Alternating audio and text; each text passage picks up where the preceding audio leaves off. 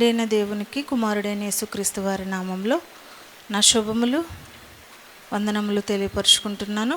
వచ్చిన మీ అందరికీ కూడా ప్రభు నామంలో వందనాలు. మరియు అధ్యక్షత వహిస్తున్న ఇస్రాయేల్ గారికి కూడా నా ప్రత్యేక వందనాలు తెలియపరుచుకుంటున్నాను. చిన్న ప్రార్థన చేసుకుని ప్రారంభించుకుందాం. మహాపరిశుద్ధుడు, మహాగణుడైన మా ప్రియ పరలోకపు కన్న తండ్రి, మీ ఘనమైన, పరిశుద్ధమైన, మహోన్నతమైన నామమునకు స్తుతులు స్తోత్రములు చెల్లించుకుంటున్నాం నాయన. ఈ ఉదయకాల ఆరాధనలో తండ్రి మా అందరినీ ప్రవేశపెట్టి మీ మాటల చేత మా ఆత్మీయ జీవితాలని బలపరిచే ధన్యతను మా అందరికీ ప్రసాదించినందుకు కృతజ్ఞతాస్తుతులు చెల్లించుకుంటున్నాం నాయన. వచ్చిన మీ బిడ్డలందరినీ దీవించండి. ఇంకా ప్రయాణంలో ఉన్న మీ బిడ్డలందరినీ కూడా సకాలంలో మీ సన్నిధికి తీసుకుని రావటానికి మీ కృపను అనుగ్రహించండి నాయన. ఇదిగో తండ్రి, మీ మాటలు చెప్పడానికి నేను సిద్ధపడి ఉన్నాను తండ్రి. మాట్లాడేది నేను కాదు నాయన, నా యందు మీరుండి మాట్లాడి మా ఆత్మీయ జీవితాలకు అవసరమైన సంగతులను మాకు నేర్పించండి. మా బ్రతుకులను సరిచేసుకునే మాటలు తండ్రి మాకు వినిపించమని, మీ ఆత్మ సహాయంతో మా అందరినీ నడిపించమని యేసుక్రీస్తు వారి పేరట ఈ ప్రార్థన అడిగి వేడుకొనుచున్నాము తండ్రి, ఆమెన్. ఈరోజు ఒక చక్కటి సందర్భాన్ని మనం మాట్లాడుకుందాం. మరి ప్రతి వారం కూడా ఎన్నో గొప్ప గొప్ప సంగతులు మనం వింటున్నాము. విన్న మాటలను బట్టి మన జీవితాలలో ఎలాంటి మార్పు వస్తుందో అన్న సంగతిని మనం గమనించుకోవాలి. లేదంటే మారకుండా అలాగే ఉండిపోతున్నామా అనేది కూడా చూసుకోవాలి. ఈరోజు ప్రపంచ పరిస్థితులను చూస్తే ఎక్కడ కూడా శాంతి సమాధానము లేవనే చెప్పాలి. ఎందుకంటే బయటకు వెళుతుంటే క్షేమంగా తిరిగి వస్తాము అన్న నమ్మకం పోయింది. ఈరోజు ఎన్నో యాక్సిడెంట్లు జరుగుతున్నాయి, ఎన్నో ప్రమాదాలు, బస్ యాక్సిడెంట్లు కానీ, ట్రైన్ యాక్సిడెంట్లు కానీ, అలాగే ఫ్లైట్ యాక్సిడెంట్లు కానీ ఎన్నో మనం చూస్తూ ఉన్నాం. అయితే చాలా సంవత్సరాల క్రితం, మరి 1912వ సంవత్సరంలో ఏప్రిల్ 10వ తారీఖున ఒక ఓడ సముద్రంలో బయలుదేరటం మనం చాలా మూవీస్లో చూస్తూ ఉంటాం. ఇది నిజంగా యథార్థంగా జరిగిన ఒక సంఘటన. ఏంటి అది అంటే టైటానిక్ షిప్ గురించి మనకు తెలుసు. టైటానిక్ షిప్పు ఓడ ఎప్పుడైతే ప్రయాణం మొదలుపెట్టిందో సముద్రంలో, 10వ తారీఖున, ఏప్రిల్ 10వ తారీఖున ప్రయాణం మొదలు పెడితే అది 15వ తారీఖు తెల్లవారుజామున మరి మంచు పర్వతాన్ని ఢీకొని ఆ ఓడ పగిలిపోయినట్టుగా, అందులో ఉన్న వారందరూ కూడా విగత జీవులైనట్లుగా మనం టీవీల్లో చూస్తూ ఉంటాం, పేపర్లో చూస్తూ ఉంటాం. చాలా సందర్భాల్లో ఇవి మూవీస్ కూడా తీయటం అనేది మనందరికీ తెలుసు. అయితే ఓడ కట్టేటప్పుడు అందరూ కూడా, అక్కడ పరిజ్ఞానం గలవారు అందరూ కూడా ఆ ఓడను నిర్మిస్తున్నప్పుడు ఇది ఒక అత్యాధునిక టెక్నాలజీతో రూపొందించబడిన ఒక ఓడ, దీనిని ఢీకొట్టే వాళ్ళే లేరు, చాలా బలమైనది, ఎంతమంది ఎక్కినప్పటికీ కూడా ఎలాంటి ప్రమాదము కూడా చోటు చేసుకోదు అని చాలా నమ్మకంతో ఆ ఓడను నిర్మించడం అనేది తెలుసు. అయితే వాళ్ళందరూ కూడా అనుకున్నారు, ఇలాంటి ఓడ ఇంకా తర్వాత టెక్నాలజీ టెక్నాలజీ అప్డేట్ అయినప్పటికీ కూడా ఇలాంటి ఓడను ఎవరు తయారు చేయలేరు అన్న ఆలోచన చేశారు వాళ్ళందరూ కూడా. కానీ మరి ఆ ఓడ వాళ్ళు ఎంత గర్వపడ్డారో, ఎంత అతిశయపడ్డారో దానికి తగ్గట్టుగా 5 రోజులకే ఆ ఓడ కుప్పకూలిపోయినట్లుగా మనం చూసాం. సుమారుగా 2224 మంది ప్రయాణికులు ఉంటే 1500కి పైగా విగత జీవులు అయిపోయారు ఓడలో ఉన్న వాళ్ళందరూ కూడా. ఆ వాటర్ లోపలికి వస్తున్నప్పుడు ఎంత ఉక్కిరి బిక్కిరి అయిపోయి చనిపోయి ఉంటారో మనం ఊహించగలము. సముద్రము అంటే మాటలు కాదు, మధ్యలోకి వెళ్ళిన తరువాత మంచు పర్వతాన్ని ఢీకొట్టి చనిపోయారు అంటే ఇంకా వాళ్ళు తప్పించుకునే అవకాశం కూడా లేకుండా పోయింది వాళ్ళందరికీ కూడా.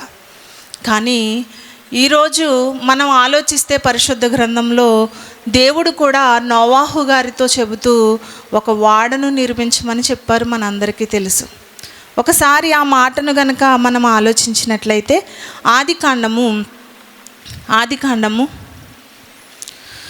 6వ అధ్యాయము ఆదికాండము 6వ అధ్యాయము 14-15 వచనాలు చూడండి. చితిసారకపు మ్రానుతో నీ కొరకు వాడను చేసుకొనుము, అరలు పెట్టి ఆ వాడను చేసి లోపటను వెలుపటను దానికి కీలు పూయవలెను. నీవు దాని చేయవలసిన విధమిది: ఆ ఓడ 300 మూరల పొడుగును, 50 మూరల వెడల్పును, 30 మూరల ఎత్తును గలదై ఉండవలెను. ఇక్కడ చాలండి. ఇక్కడ దేవుడు నోవాహు గారితో మాట్లాడుతూ ఒక వాడను నువ్వు సిద్ధపరచాలి నీ కుటుంబ రక్షణ కొరకు అని నోవాహు గారితో మాట్లాడుతూ వాడను సిద్ధం చేయమని చెబుతున్నారు. ఈ విషయం మన అందరికీ తెలుసు. చాలా సందర్భాలలో నోవాహు గారి వాడ గురించి మనం మాట్లాడుకున్నాం. అయితే మనుషులు నిర్మించే వాడ ఒక లోక జ్ఞానంతో ఆలోచించినది. వారి సంపదతో నిర్మించిన వాడ పగిలిపోయింది కదా, యాక్సిడెంట్కి గురయ్యి ఎంతోమంది చనిపోయారు కదా. కానీ ఇక్కడ దేవుడు చెబుతున్నారు, నువ్వు ఒక వాడను తయారు చేయాలి అని చెబుతున్నప్పుడు నోవాహు గారు అన్నారు, ఇది నేనే చేయగలనా? అసలు ఈ వాడను నేను తయారు చేయగలనా?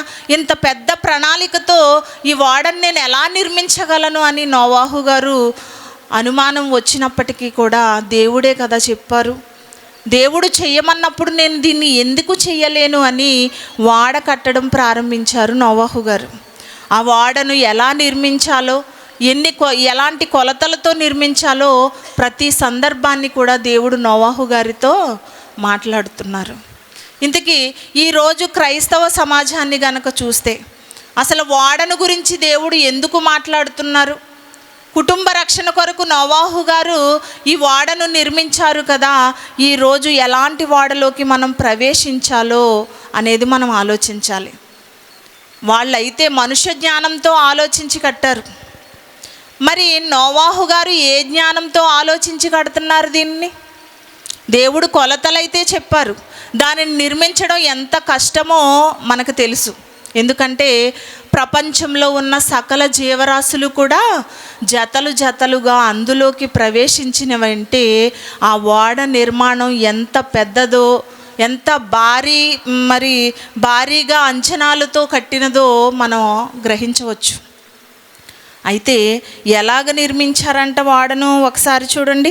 హెబ్రీలకు వ్రాసిన పత్రిక 11వ అధ్యాయము, హెబ్రీలకు వ్రాసిన పత్రిక 11వ అధ్యాయము 7వ వచనం.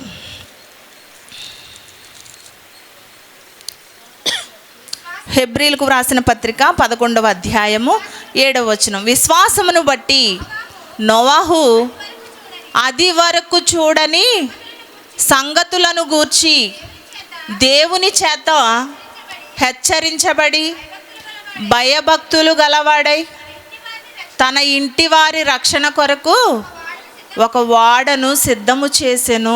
ఎంత గొప్పగా ఆయన వాడ నిర్మాణాన్ని చేస్తున్నారో అన్న సంగతిని మనం ఆలోచించాలి.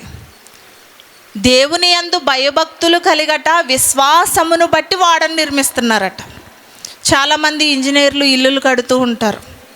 ఇల్లులు కట్టేటప్పుడు ఒక ప్రణాళికను సిద్ధపరిచి బెడ్రూమ్స్ ఎక్కడ రావాలి, కిచెన్ ఎక్కడ రావాలి, హాల్ ఎక్కడ రావాలి, ఇలాగా ప్రతి దానిని కూడా ఆలోచించి మనుషులకు అనుకూలంగా ఉండే ఇంటిని నిర్మిస్తూ ఉంటారు. కానీ ఇక్కడ నోవాహు గారు నిర్మించిన వాడ ఏ ఆలోచనతో దానిని కట్టబడుతున్నారో మనం ఆలోచించాలి. ఎలా ఆలోచిస్తున్నారు ఆయన? వాడను నిర్మించేటప్పుడు విశ్వాసమును బట్టి దేవుని భయభక్తులతో వాడను నిర్మించడం స్టార్ట్ చేశారు నోవాహు గారు. విశ్వాసమును బట్టట. దేవుని యందు విశ్వాసం ఉంది అని మనం చెప్పుకుంటూ ఉంటాం. మాకు చాలా విశ్వాసం ఉంది అనుకుంటాం. విశ్వాసము అంటే కనిపించనివి నమ్మటమే అన్నంత వరకే మనం ఆలోచిస్తూ ఉంటాం. కనిపించనివి నమ్ముతున్నాం. ఎలా నమ్ముతున్నాం? పరలోకం ఉందని నమ్ముతున్నాం, నరకం ఉందని నమ్ముతున్నాం, దేవుడు ఉన్నారని నమ్ముతున్నాం, గాలి ఉందని నమ్ముతున్నాం. అంటే కనిపించని ఎన్నో వస్తువులు మనం అనుభవిస్తున్నాం కాబట్టి అవి ఉన్నవి అని నమ్ముతున్నాం. కానీ ఆ ఉన్న వాటి కొరకు అక్కడికి చేరటానికి మనం చేసే ప్రయత్నాలు ఏంటో ఆలోచించండి. నమ్మితే సరిపోతుందా? మరి నమ్మినట్టుగా బ్రతకవలసిన అవసరత మనకు ఉందా లేదా అని ఆలోచిస్తే చాలామంది నాకు చాలా విశ్వాసం ఉంది, నేను దేవుణ్ణి నమ్ముతున్నాను అంటున్నారు. కానీ మరి దేవుని కొరకు బ్రతికేవారు ఎంతమంది ఉన్నారో ఆలోచించాలి. విశ్వాసం ఉంటే సరిపోదండి. ఆ విశ్వాసం మనల్ని పరలోకానికి నడిపించేదిగా ఉండాలి. మరి పరలోకానికి నడిపించే అంత విశ్వాసం మనలో ఉందా అంటే ఖచ్చితంగా లేదనే చెప్తానండి నేనైతే. ఎందుకంటే ఆరాధన అంటే నిజంగా దేవుడు చాలా సంతోషపడే కార్యక్రమం అండి. ఆదివారం రాగానే ఖచ్చితంగా ఆరాధనలో మేమందరము పాల్గొవాలి అని అనేక మంది వచ్చేవారు అందరూ కూడా, సంఘ సభ్యులు అందరూ కూడా మరి టయానికి ముందే వచ్చేయాలి. వచ్చి కూర్చుని ఆరాధనలో పాల్గొవటం అంటే ఎంత అదృష్టం అండి. మనకి అస్తమాటు దొరుకుతుందా? ఒకనొక టైంలో మనం చెయ్యాలి అన్న మనకి అదృష్టం లేని పరిస్థితులు వస్తూ ఉంటాయి. అప్పుడు అర్థమవుతుంది మనకి వీటి విలువేంటో. ఈరోజు ప్రతి వారము ఉంటుంది కదా, మనం వెళ్ళినా వెళ్ళకపోయినా ఆరాధన జరుగుతుంది కదా అని ఒక నిర్లక్ష్య వైఖరి మనం దేవుని దగ్గర చూపించకూడదు.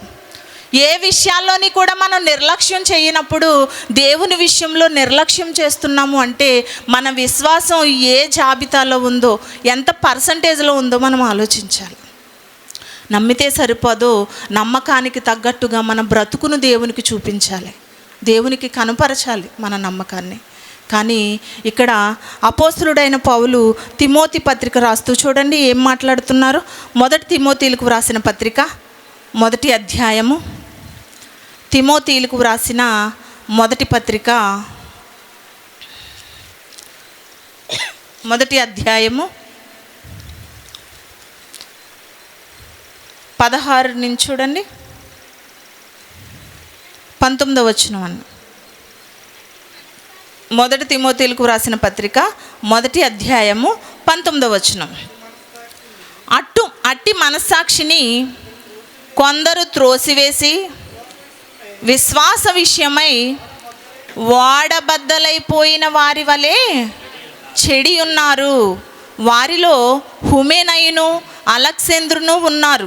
వీరు దూషింపకుండా శిక్షింపబడుటకై వీరిని సాతానుకు అప్పగించి తిని.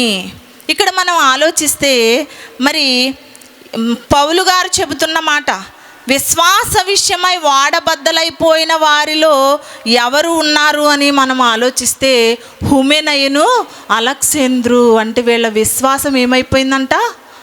వాడ పగిలినట్టు పగిలిపోయిందంట. చూడండి, టైటానిక్ షిప్ను జ్ఞాపకం చేసుకోండి. ఒక పెద్ద మంచు పర్వతాలు అంటే ఎలా ఉంటాయి? అలాంటి మంచు పర్వతాన్ని ఢీకొన్న మరి టైటానిక్ వాడ ఎలా అయిపోయింది, ఎంత ఛిద్రభద్రంగా అయిపోయిందో మనం ఆలోచించాలి. ఇక్కడ వీరి విశ్వాసము కూడా ఎలా అయిపోయిందంట? వాడ పగిలినట్టుగా విశ్వాసము పగిలిపోయిందంట. ఇప్పుడు నేను అడుగుతున్నాను, మనలో విశ్వాసం బలంగా, ఒక పునాది ఎంత బలముగా ఉంటుందో అంత బలంగా విశ్వాసం ఉందా? లేదంటే వాడ పగిలిపోయినట్టు మన విశ్వాసం పగిలిపోతుందా? ఆలోచించండి. చాలా మాటలు వింటాం కదా, చిన్న శ్రమ రాగానే మన విశ్వాసం తొట్టిల్లిపోతూ ఉంటుంది. ఎన్నో మాటలు మనం వింటున్నాం, కానీ మరి మాటలకు తగ్గట్టుగా మన బ్రతుకుల్లో చూపిస్తున్నామో లేదో అన్న సంగతి ఆలోచించుకోవాలి. చాలా బాధ కలుగుతుంది. ఎందుకంటే సమయం చాలా కొద్దిగా ఉంది. ఈ కొద్ది సమయంలో మనం బ్రతకాల్సింది దేవుని కొరకు ఉన్నతంగా మన బ్రతుకు జీవితాన్ని ఆయనకు కనుపరుచుకోవాల్సింది పోయి చిన్న చిన్న వాటికే మన విశ్వాసాన్ని కోల్పోయేటట్టుగా ఉంటే గనక మన పరిస్థితులు ఎక్కడికి వెళ్ళిపోతాయో అన్న సంగతిని కూడా మనం ఆలోచన చేయటం లేదు, లెక్క చేయటం లేదు. ఇక్కడ హుమెనయును అలెగ్జాంద్రు విశ్వాసం వాడ పగిలినట్టుగా పగిలిపోయిందట. వారిదేనా పగిలిపోవటం? మన విశ్వాసం పగిలిపోవటం లేదా? మన విశ్వాసంలో నుండి మనం తొలగిపోవటం లేదా? ఏదైనా ఒక భరించలేనంత కష్టం మన మీదకు వస్తున్నప్పుడు మనం వెంటనే తొట్టిల్లిపోయి దేవుణ్ణి హేళనగా మాట్లాడుతూ ఉంటాం, లెక్కలేనితనంగా మాట్లాడుతూ ఉంటాం, దేవుణ్ణి కించపరిచేటట్టుగా మాట్లాడుతూ ఉంటాం. తరువాత రియలైజ్ అవుతాం మనం, దేవుణ్ణి అనవసరంగా ఇలాంటి మాటలు మాట్లాడేశాను అని తర్వాత బాధపడే కంటే ముందుగానే ఆలోచిస్తే, ఇది ఎందుకు జరిగింది, ఈ విపత్తు నా మీదకి ఎందుకు వచ్చింది అని ఆలోచిస్తే గనక మనం దేవుణ్ణి దూషించము. ఒక యోబు గారి సంగతిని ఆలోచించండి. ఎలాంటి శ్రమను ఎదుర్కొన్నారు ఆయన, ఎలాంటి బాధలను ఎదుర్కొన్నారు. ఆస్తులన్నీ పోయింది ఒక ఎత్తు అయితే, మరి ఎంతో ప్రేమగా పెంచుకున్న తన బిడ్డలు 10 మంది పిల్లలు ఒకేసారి చనిపోతే అతను గుండె ఎలా ముక్కలైపోతుందో మనం ఆలోచించండి. అలాంటి శ్రమలు మనకు ఉన్నాయండి, అలాంటి బాధలు మనకు ఉన్నాయా? అయినప్పటికీ కూడా విశ్వాసం నుండి చిన్న చిన్న వాటికి మనం తొలగిపోతూ ఉన్నాము అంటే మన భక్తి జీవితం ఏ రేంజ్లో ఉందో ఆలోచించాలి. ఏదో వచ్చి వెళ్ళిపోయేటట్టుగా, అటెండెన్స్ వేయించుకుని వెళ్ళిపోయేటట్టుగా మన భక్తి జీవితం ఉండకూడదు. ఇది నామకార్థ జీవితం, ఇది దేవునికి ఇష్టం లేని జీవితం.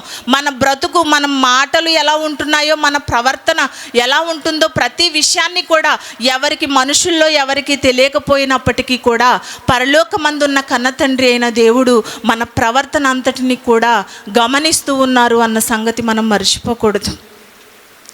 పిల్లలు తల్లిదండ్రులకి భయపడుతూ ఉంటారు. ఏదైనా తప్పు చేస్తే మా అమ్మ నాన్న కొడతారేమో, తిడతారేమో, ఇంట్లో నుంచి పొమ్మంటారేమో అని గజగజ వణికిపోయే పిల్లలు ఉంటారు. ఈరోజు దేవుడు మనకి ఎదురుగా లేరనుకుంటున్నారా?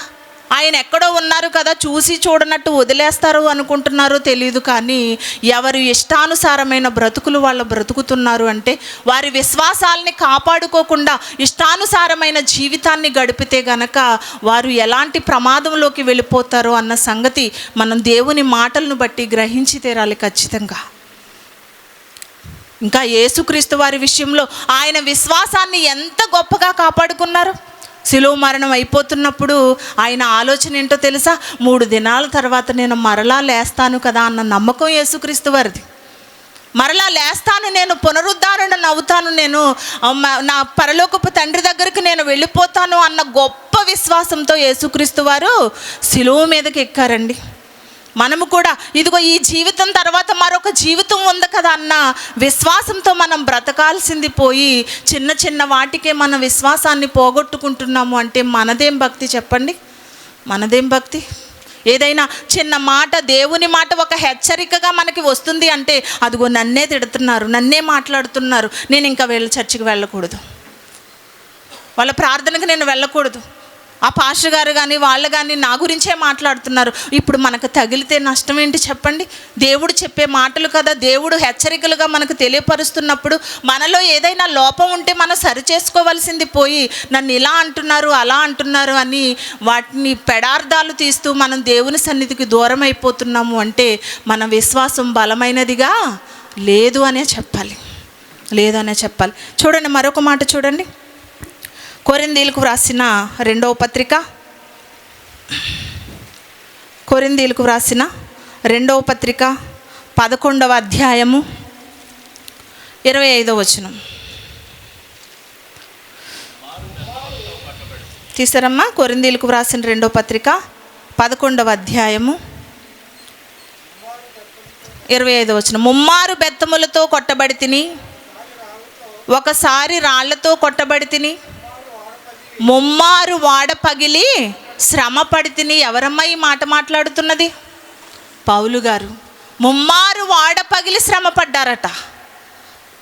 మనము ప్రయాణం, దేవుని సువార్తకు ప్రయాణమై వెళ్తున్నప్పుడు ఏదైనా ఇబ్బందులు ఎదురవుతున్నాయి అనుకో, 1 సారి 2 సార్లు ఇబ్బందులు ఎదురవుతున్నప్పుడు భయంతో మనం ఆగిపోతూ ఉంటాం.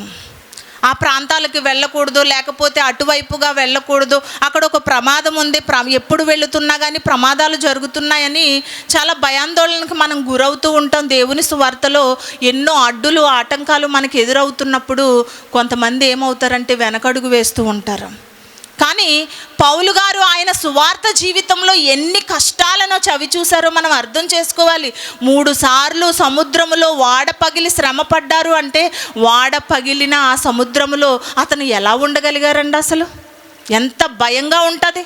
దాని అలలకే మనం గజగజ వణికిపోతాము కదా సముద్రపు అలలకి. అలాంటిది సముద్రపు మధ్యలో అతను వాడ పగిలి శ్రమ పడ్డారు అంటే ఒక రాత్రంతా కూడా సముద్రంలో గడిపితిని అని అతను మాట్లాడుతున్నారు అంటే ఎంత భయంకరమైన పరిస్థితుల్లో పౌలు గారు సువార్తను ప్రకటించారో మనం అర్థం చేసుకోవాలి. ఈరోజు అలాంటి పరిస్థితులు మనకేమీ లేవు కదా. కడుపులో నీళ్లు కదలకుండా చక్కగా వచ్చి కూర్చుని వాక్యం వినడం కూడా మనకి కష్టమైపోతుంటే మన విశ్వాసం ఎప్పుడు కాపాడుకుంటాం, ఎంతవరకు కాపాడుకుంటామో మనకి నమ్మకం లేదండి. అసలు నమ్మకం లేదు. ఎలాంటి బాధలు, పౌలు గారు ఎలాంటి బాధలు అనుభవించారు. రాళ్లతో కొట్టబడ్డారంట. ఊరి చివరికి ఒక కుక్కని ఈడ్చుకుపోతున్నట్టుగా ఊరి చివరికి ఈడ్చుకుని పాడేస్తున్నా ఆయన గబగబా లేచి శిష్యుల మనుషుల్ని దృఢపరచి విశ్వాసమందు వారు ఎలా ఉన్నారు, నిలకడగా ఉన్నారా లేదా అని చూసుకుని మరలా సువార్తకు ప్రయాణం అయిపోయారు. అంటే అలా తెగించే అంత సువార్త ఈరోజు దేవుని కోసం ఎవరు చేస్తున్నారు చెప్పండి? ఎవరు చేస్తున్నారు?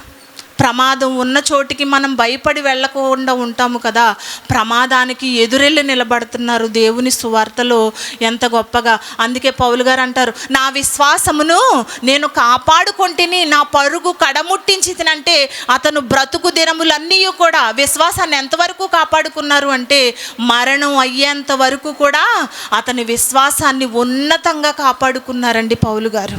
ఇలాంటి భక్తుల జీవితాలు మన కళ్ళ ముందు పెడుతున్నప్పుడు మనం ఎలా ఉండాలి చెప్పండి? టైటానిక్ షిప్పు వాడలో మరి అది యాక్సిడెంట్కి గురయ్యి వాళ్ళందరూ కూడా ఉక్కిరి బిక్కిరి అయిపోతున్నప్పుడు, ఊపిరి ఆడక ఆ నీళ్ళన్నీ కూడా మీదకి వస్తున్నప్పుడు ఊపిరి ఆడక వాళ్ళు ఎలా నలిగిపోయి ఉంటారో, ఎలా వేదన పడి ఉంటారో నీళ్ళలో మునిగితే మనకు తెలుస్తుంది ఆ ప్రమాదం ఎలా ఉంటుందో. ఈరోజు లోకంలో పాపంతో నిండిపోయింది. పాపంలో కూడా మనం ఏమవుతున్నాం? విశ్వాసంలో నిలకడగా ఉండకుండా ఉక్కిరి బిక్కిరి అయిపోతున్నాం. మన ప్రవర్తన ఎలా చూపించుకుంటున్నాం దేవునికి? పాపంతో నిండిపోయి ఇష్టానుసారమైన జీవితాన్ని గడుపుతూ దేవునికి మనల్ని మనం ఎలా కనపరుచుకుంటున్నామో, ఒక అపవాది పిల్లలుగా మనల్ని కనపరుచుకుంటున్నాము అంటే మరి మన విశ్వాసం, మన భక్తి జీవితం ఏ జాబితాలో ఉందో మనం అర్థం చేసుకోవాలి. చాలా జాగ్రత్తగా బ్రతకాల్సిన అవసరత మనకుంది. ఆ ఓడ మరి నోవాహు గారు ఓడ కట్టేటప్పుడు ఆ ఓడ నిర్మాణం ఎంత గొప్పగా ఉందో తెలుసండి. అరారాతు పర్వతాలు మునిగిపోయినప్పటికీ కూడా ఓడ చాలా పటిష్టంగా ఉందట, చాలా పటిష్టంగా ఉంది. మరి ఈ ఓడ మనుష్య జ్ఞానంతో నిర్మించారు. వాళ్ళకి ఎంతో ఉన్న సంపదనంతా కూడా ఆ ఓడ మీద పోసి, వాళ్ళ ఖర్చంతా కూడా దాని మీద పోసి తయారు చేసినప్పటికీ కూడా 5 రోజుల్లో అది ముక్కలు ముక్కలైపోయింది. కానీ దేవుడు నిర్మించిన ఓడ నోవాహు గారి చేత విశ్వాసముతో నిర్మించారట, దేవుని యందు భయభక్తులతో నిర్మించారంట. ఈరోజు మన విశ్వాసానికి కనుక మనం వస్తే, మనం ఆలోచిస్తే మనం ఎలా ఉండాలి, మన విశ్వాసాన్ని మనం ఎలా కాపాడుకోవాలి అంటే దేవుని ఎడల భయభక్తులు మనం చూపించాలి. ఆయన మాటలు వినేసి వెళ్ళిపోతున్నామంటే కాదు. ఎవరు చూడట్లేదు కదా, నేను తప్పు చేస్తున్నా, పాపం చేస్తున్నా, నన్ను ఎవరు చూడటం లేదు కదా, ఇదే చీకట్లో పిల్లి పాలు తాగినట్లుగా ఉంటున్నది మన భక్తి జీవితం. ఎవరు చూడటం లేదు కదా అని ఇష్టానుసారంగా బ్రతకటం కాదు మనం. అదిగో పరలోకపు తండ్రి ఆకాశము నుండి ఆయన నేత్రముతో మనల్ని చూస్తున్నారు అన్న సంగతిని మనం గమనించాలి. తప్పు చేస్తున్నప్పుడు గజగజ వణికిపోవాలి. దేవుడు చూస్తున్నారు, నాకు ఈరోజు ఎలాంటి విపత్తు వస్తుంది నేను చేసిన తప్పుకి అని మనం ప్రతి క్షణం భయపడుతూ ఉంటే గనక తప్పు చేసే ఆలోచనే మనిషికి రావటానికి మరి వణికిపోతూ ఉంటారు. ఈరోజు తప్పు చేస్తున్నప్పుడు ఎలాంటి భయాందోళన మనం లేకుండా ఉంటున్నాము అంటే దేవునిలో ఎంతవరకు బ్రతుకుతున్నాం? చాలామంది వాక్యానుసారంగా బ్రతుకుతున్నారు అనుకున్న వాళ్ళే పైకి ఎలా కనిపిస్తారు అంటే చాలా భక్తులుగా కనిపిస్తారు. మళ్ళీ వాళ్ళంతటా వాళ్ళే నోటితో ఏం మాట్లాడతారో తెలుసా? నేను అసలు మారలేదండి. దేవుని సన్నిధికి వస్తారు, పాటలు పాడతారు, వాక్యాన్ని చెబుతారు, వాక్యాన్ని వింటారు, బయటకు వెళ్ళి నేను అసలు మారలేదు. మరి ఎందుకు రావటం? అంతే, అలా చూపించుకోవటానికి, అటెండెన్స్ వేయించుకోవడానికి. అలా నలుగురిలోకి వెళ్ళకపోతే నాకు ఒక పేరు ప్రత్యేకత ఉండదు అనేసి నేను ఇలా ఉంటున్నాను, కానీ నేను మారలేదండి. ఇలాంటి వారు ఉన్నారండి మన దగ్గర? మరి మన దగ్గర ఉన్నారో లేదో తెలియదు, కానీ చాలామంది మనస్తత్వాలు ఇలాగే ఉంటున్నాయండి. కానీ మొన్న బుధవారం నాడు మీటింగ్ జరిగిందండి, బాడీ మీటింగ్ పెట్టారు, నవంబర్ మీటింగ్స్ గురించి. మన సంఘమందరూ వచ్చి కూర్చున్నారో ఒక్క క్షణం కూడా ఆలోచించలేదండి.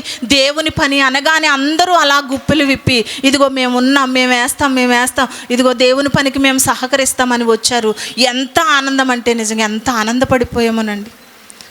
మనం చెయ్యాల్సిన టైంలోనే చెయ్యాలి. తర్వాత ఎప్పుడో చేస్తాము అంటే ఆ పని మనకి దొరకకపోవచ్చు, కానీ దొరికినప్పుడే మనం దాన్ని ఉపయోగించుకోవాలి. అందరూ వచ్చి వాళ్ళు అలా మాట్లాడుతూ ఉంటుంటే అసలు కనీసం ఈ డబ్బులు నేను ఎలా కూర్చగలను, ఎలా దేవుని పనికి నేను ఇవ్వగలనా లేదా అన్న అనుమానం లేదు ఎవరికి కూడా. దేవుని పని అంటే ఖచ్చితంగా అప్పు చేసైనా ఇవ్వాలి అన్న ఆలోచన మరి వస్తుంది అంటే విశ్వాసులుగా ఎంత స్థిరులుగా ఉన్నారో అర్థం చేసుకోవాలి మనందరము కూడా. చివరిగా ఈ మాట చూసుకుని ముగించుకుందాం. చూడండి, రోమీయులకు వ్రాసిన పత్రిక